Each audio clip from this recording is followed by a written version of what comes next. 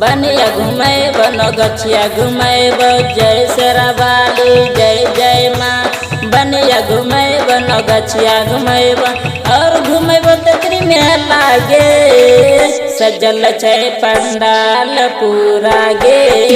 देखैले मेला दशहरा गे तोरा किनैबौ शंखा पोला गे। अइलै मेला दशहरा गे बनिया घुमैब नगछिया घुमैब जय शेरावाली जय जय माँ।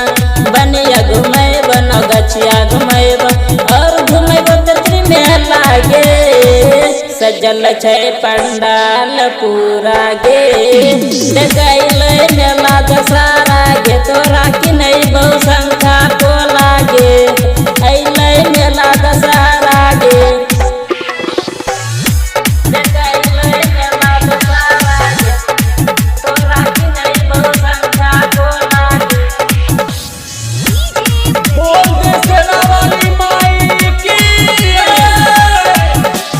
नया नया चुनरी मंगलिए और आरती के थाली। नहरा अइलै माई हो के शेर के सवारी जय माँ जय माँ।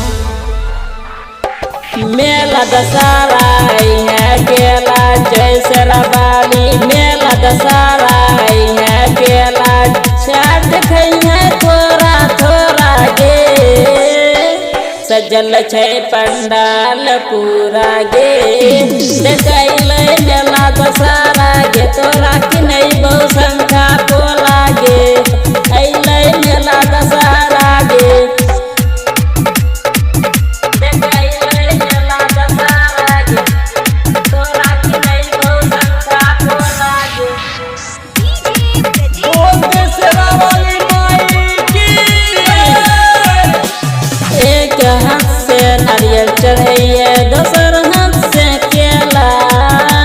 साल भर में एक बार अइलै मेला दशहरा जय शेरावाली जय शेरावाली।